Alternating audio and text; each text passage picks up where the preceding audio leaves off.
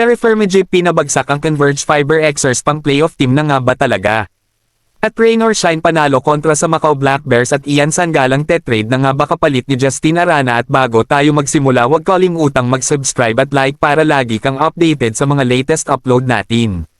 Salamat! Terraformigip ginulat na naman ang buong PBA matapos talunin at hindi pa iskorin ng Converge Fiber Xers sa overtime game nila. Maganda ang naging simula ngayon ng Terraformigip dahil 2-0 start kaagad ito matapos talunin ang super team na Converge Fiber Xers. Isang ganap na playoff teams na nga ba talaga ang Terraformigip at magtuloy-tuloy na kaya ang magandang panimula nito. Pinangunahan ng Terraformigip Import ang kanyang koponan na nagtala ng 50 points at 25 rebounds para iuwi ang panalo kontra sa Converge Fiber Xers. Naging maalat ang laro ng Converge Fiber Xers pagdating ng overtime period upang maging dahilan para hindi ito makascore at matalo sa Terraformigip.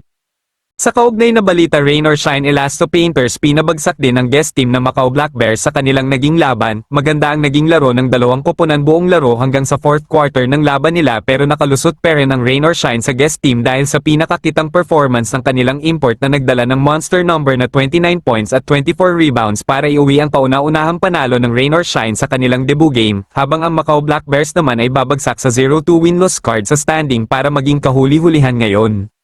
Tingin nyo mga ka-Lloyd Sports Zone, hindi ba talaga kayang makipagsabayan ng Macau Black Bears sa mga PBA teams? Comment na.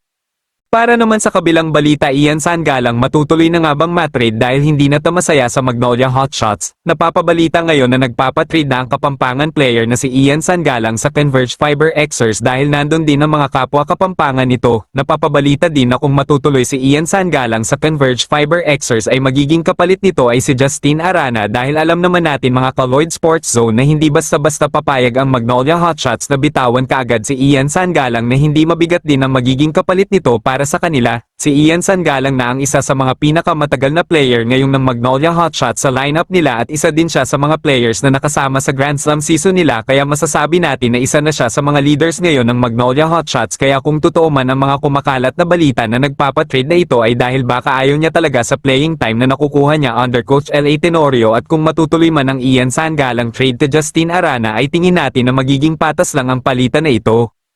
Kung kayo ang tatanungin mga ka-Lloyd Sports Zone sa tingin nyo matuloy kaya ang Ian Sangalang trade para kay Justin Arana comment na. At bago matapos ang ating video huwag kalimutang mag-subscribe at like para lagi kang updated sa mga latest upload natin. Salamat! Shoutout nga pala sa 8,214 nating subscribers. Maraming salamat sa patuloy na pagtangkilik sa ating mga videos.